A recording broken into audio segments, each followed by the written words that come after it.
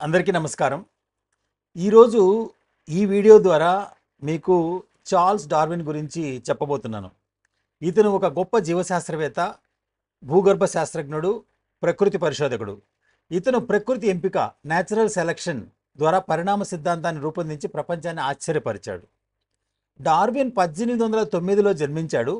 ఇదే సంవత్సరం ఫ్రెంచ్ శాస్త్రవేత్త లామార్క్ తన యొక్క పరిణామ సిద్ధాంతాన్ని కూడా ప్రచురించున్నాడు. లామార్క్ సిద్ధాంతం ప్రకారం ప్రాణులు తమ జీవిత కాలంలో పొందినటువంటి లక్షణాలను తమ సంతానానికి ఇవ్వగలవని, ఉదాహరణకి జిరాఫీ తన మెడను ఎక్కువగా చేసుకొని చివరకు పొడవైనటువంటి మెడను సంపాదించిందని, ఆ మెడను తన పిల్లలకు కూడా ఇచ్చిందని చెప్పారు.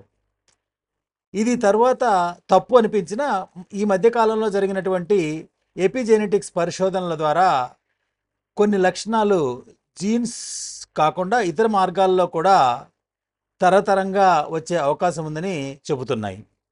ఇప్పుడు మళ్ళీ డార్విన్ విషయానికి వస్తే, ఇతను ఎంతో సౌకర్యవంతమైనటువంటి కుటుంబంలో పుట్టాడు. అంతేనండి, ప్రివిలేజ్డ్ ఫ్యామిలీలో పుట్టాడు. ఇతని తండ్రి ఒక డాక్టర్, రాబర్ట్ డార్విన్ ప్రముఖ వైద్యుడు. ఇతని తాత ఎరాస్మస్ డార్విన్, ఈయన కూడా ఒక వైద్యుడే కాకుండా కవి, తత్వవేత్త, ప్రకృతి శాస్త్రవేత్త, బానిసత్వానికి వ్యతిరేకి. చార్ల్స్ డార్విన్ తన 6వ వ్యక్తిగా ఆ కుటుంబంలో జన్మించాడు. 16 ఏళ్ల వయసులో ఎడిన్బర్గ్ విశ్వవిద్యాలయంలో వైద్య విద్యని అభ్యసించడం మొదలుపెట్టాడు. కానీ ఆ చదువు అతనికి నచ్చలేదు.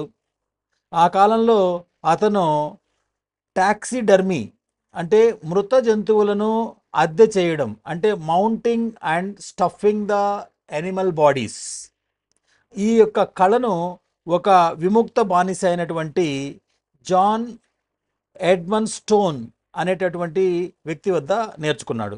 డార్విన్ వైద్య అభ్యాసం విఫలమయ్యాక అతని తండ్రి అతనిని క్రైస్ట్ కాలేజ్ అనేటటువంటి మత విద్యా సంస్థకు పంపించాడు. కానీ అక్కడ కూడా డార్విన్ అధ్యయనం ఆసక్తి చూపించలేదు. కానీ జంతువులను వేటాడడం, అంటే గుర్రపు స్వారీ లాంటివి చేస్తూ ఆనందంగా ఉండేవాడు. సో ఇతనికి ప్రకృతి శాస్త్రాల మీద కొంచెంగా ఆసక్తి పెరిగింది. అతని బంధువు సీతాకోకల చిలుక సేకరణతో డార్విన్కు ప్రేరణకర్తగా నిలిచాడు. అతను జీవశాస్త్రం, వనశాస్త్రం, భూగర్భ శాస్త్రం, సహజ సిద్ధాంతం అంటే ప్రకృతి ధర్మంతో కలిపినటువంటి అధ్యయనం గురించి నేర్చుకున్నాడు. 178 విద్యార్థుల్లో 10వ స్థానంలో ఉత్తీర్ణుడయ్యాడు. డిగ్రీ పూర్తయిన తర్వాత డార్విన్ హెచ్ఎంఎస్ బీగిల్ అనేటటువంటి ఓడలో స్వంత ఖర్చులతో సహాయ శాస్త్రవేత్తగా వెళ్ళమని అతని గురువు సిఫార్సు చేశాడు. మొదట్లో అతని తండ్రి తిరస్కరించినా ఆ తర్వాత ఒప్పుకొని ప్రయాణానికి ఖర్చులు చెల్లించాడు.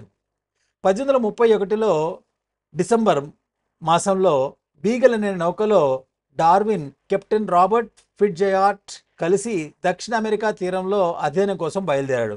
ప్రయాణంలో ఒక ఎక్కువ భాగం సముద్ర వ్యాధితో బాధపడిన, అంటే అదే సీ సిక్నెస్, అతను తీర ప్రాంతాల్లో ఉన్నటువంటి జీవులు, వృక్షాలు, రాళ్ళు వంటి వాటిని విశేషంగా అధ్యయనం చేశాడు. అతను మెగాథీరియం అనేటటువంటి అతిపెద్ద పురాతనటువంటి జంతువు అవశేషాలను కూడా కనుగొన్నాడు. 1835లో బీగల్ నౌక గెలాపాగస్ దీవులకు చేరింది. అక్కడ డార్విన్ పక్షులు, ప్రాణులు, రాళ్లను పరిశీలించాడు. అతని సహాయకుడు సిమ్స్ కోమింగ్స్టన్ తీసినటువంటి నోట్స్ అతనికి తర్వాత ఎంతో ఉపయోగపడ్డాయి. సో ఈ దశలో డార్విన్ ఒక సందేహంలో ఉన్నాడు. ప్రజాతులు మారగలవా? కానీ ఆ మార్పుకు కారణం ఆయనకు ఇంకా తెలియరాలేదు. బీగల్ నౌక 1836 అక్టోబర్లో తిరిగి ఇంగ్లాండ్కి చేరింది. అప్పటికే డార్విన్కు మంచి పేరు వచ్చింది. అతను తీసుకొచ్చినటువంటి అద్భుత సేకరణ శాస్త్రవేత్తలను ఆకట్టుకుంది.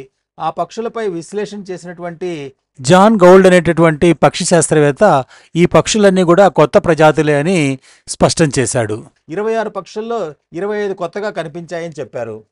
అతను తన ప్రయాణం గురించి వ్యాసాలు రాశాడు. కానీ తన పరిణామ సిద్ధాంతాన్ని బయటకు ప్రకటించకుండా అంతర్గతంగా మాత్రమే అభివృద్ధి చేస్తూ ఉండేవాడు. 1839లో తన బంధువు ఎమ్మాను పెళ్లి చేసుకున్నాడు. వారిద్దరికి 10 మంది పిల్లలు పుట్టారు. డార్విన్ లండన్ సమీపంలో గ్రామంలో నివసిస్తూ పరిశోధన కొనసాగించాడు. అతనిపై మరో ప్రభావం చూపింది థామస్ మాల్థస్ అనేటటువంటి ఆంగ్ల అర్థశాస్త్రవేత్త రచించినటువంటి పాపులేషన్ ప్రిన్సిపుల్ పై వ్యాసం అనేటువంటి పుస్తకంలో. ఇందులో మాల్థస్ జనాభా పెరుగుదల తినిపించగల ఆహారం మోతాదుని మించి పెరుగుతుంది, అందువల్ల పోటీ, ఆకలి చేత మరణాలు జరుగుతాయి అని వాదించాడు. ఇక్కడ డార్విన్ ఒక గొప్ప ఆలోచన వచ్చింది. మనుషులు, జంతువులు కూడా లక్షణాలను ఎన్నుకొని పెంపకం చేస్తున్నారు కదా, ప్రకృతిలో కూడా అలాగే జరుగుతుందేమోనని డార్విన్ పావురాలను పెంచుతూ వాటిలో వచ్చే మార్పులను శాస్త్రీయంగా గమనించాడు. 1837 కల్లా అతను సృష్టించింది, అతనికి స్పష్టత వచ్చింది.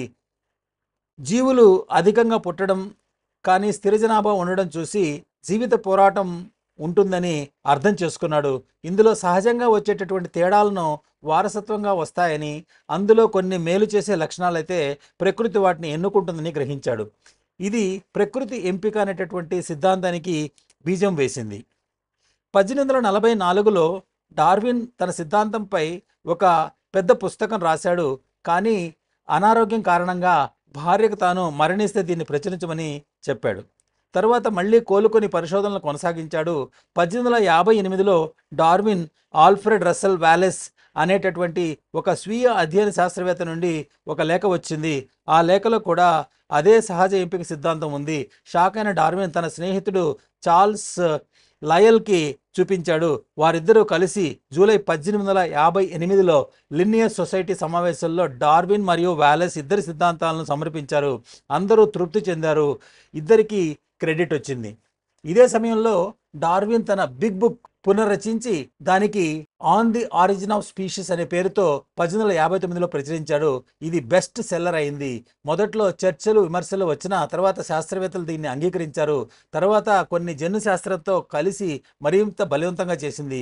ఈ రోజు కూడా డార్విన్ చెప్పిన ప్రకృతి ఎంపిక ద్వారా పరిణామ సిద్ధాంతం ఆధునిక జీవశాస్త్రానికి మూలస్తంభము.